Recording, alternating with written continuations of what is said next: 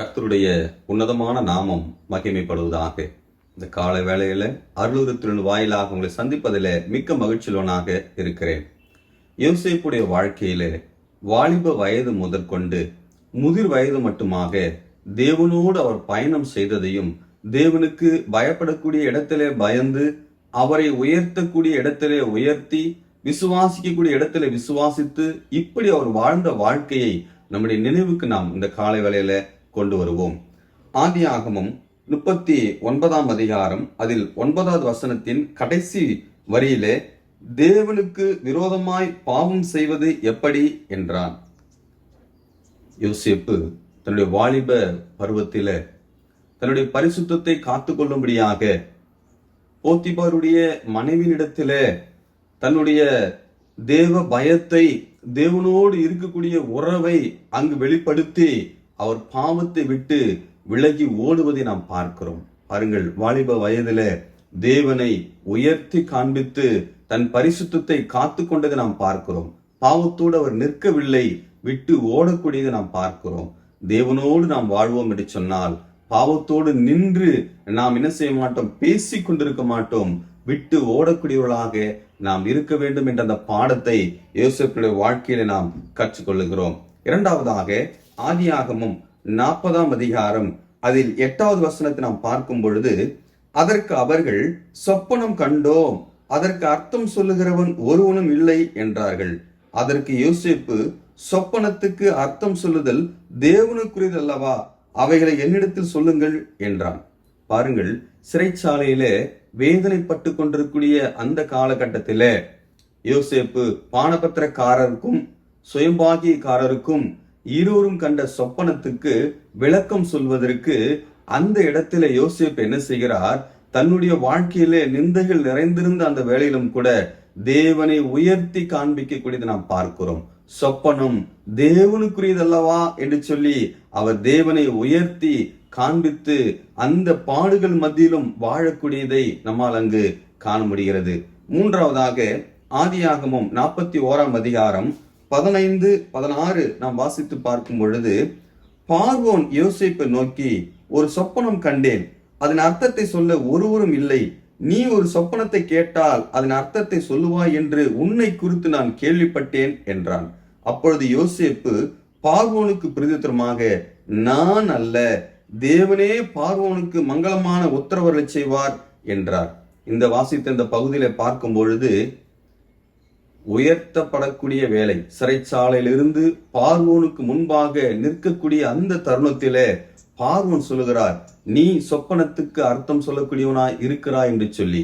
எகிப்தில் இருக்கக்கூடிய மந்திரவாதிகள், சாஸ்திரிகள் ஒருவராலும் சொல்ல முடியாத சொப்பனத்துக்கு அர்த்தத்தை யோசேப்பாகி நீ சொல்லுவாய் என்று சொல்லி பார்வோன் யோசேப்பை உயர்த்தும் பொழுது, பெருமையாய் பேசும் பொழுது தன்னை தாழ்த்தி தேவனை உயர்த்தக்கூடியதை நாம் பார்க்கிறோம். எவ்வளவு அழகான வார்த்தை சொல்கிறார் பாருங்கள், தேவன் பார்வோனுக்கு மங்களமான உத்தரவுகளை செய்வார் என்றார். அப்பொழுது யோசேப்பு பார்வோனுக்கு பிரதியுத்தரமாக, நான் அல்ல, தேவனே பார்வோனுக்கு மங்களமான உத்தரவு அருளை செய்வார் என்றார். நான் அல்ல, தன்னை தாழ்த்தக்கூடிய யோசேப்புங்க நாம் பார்க்கிறோம்.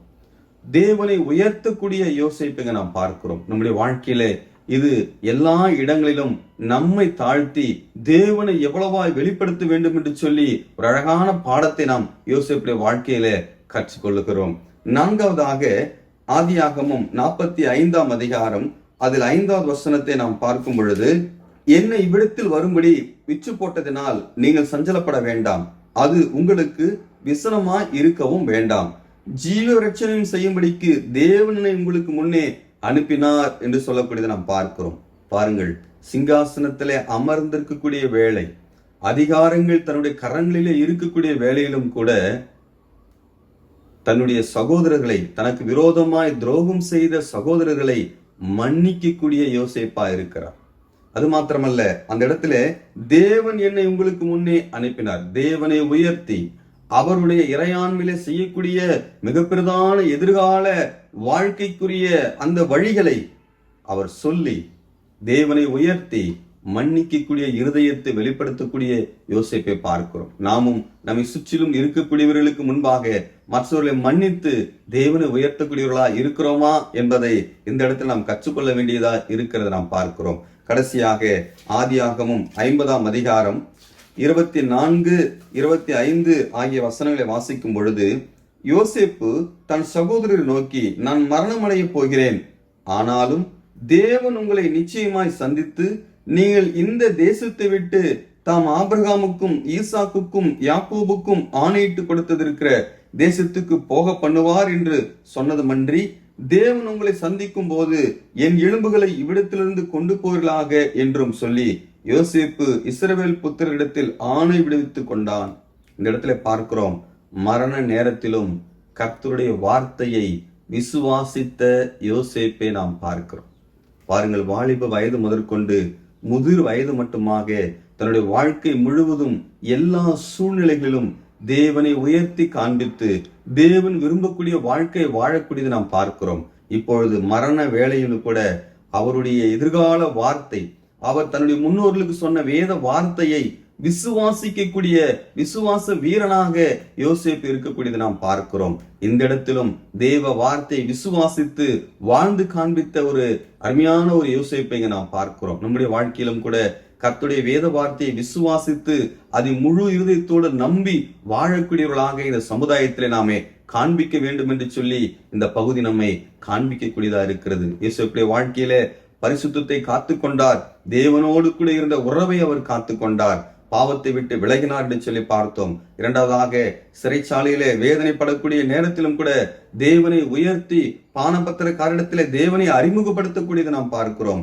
மூன்றாவதாக, பார்வோனுக்கு முன்பாக தன்னை தாழ்த்தி மகா உன்னதமான தேவனை உயர்த்தி காண்பித்தது நாம் பார்க்கிறோம். நான்காவதாக, சிங்காசனத்திலே அமர்ந்திருந்த போதிலும் தன் சகோதரர்களை மன்னித்து தேவனுடைய எதிர்கால திட்டத்தை அவரிடத்திலே வெளிப்படுத்தக்கூடியதை நாம் பார்க்கிறோம். ஐந்தாவதாக, தன்னுடைய மரண நேரத்திலும் கூட ஜீவனுள்ள வேத வார்த்தை நிறைவேறும் என்று சொல்லி அந்த வேத வார்த்தையை விசுவாசித்து வாழ்ந்து மரித்து இன்றும் பேசக்கூடிய மனிதராக இருப்பதை நம்மால் இங்கு காண முடிகிறது. நம்முடைய வாழ்க்கையிலும் எல்லா சூழ்நிலைகளும் நம்முடைய வாழ்க்கையில வருவதற்கு வாய்ப்புண்டு. இப்படிப்பட்ட இந்த சூழ்நிலைகள் மத்தியிலே நாம் தேவனோடு நடந்து தேவனை உயர்த்தி அவர் நாமத்துக்கு மகிமையாய் வாழ யோசேப்பு நமக்கு முன்பாக ஒரு அறைகோலாய் இருக்கிறது நாம் பார்க்கிறோம்.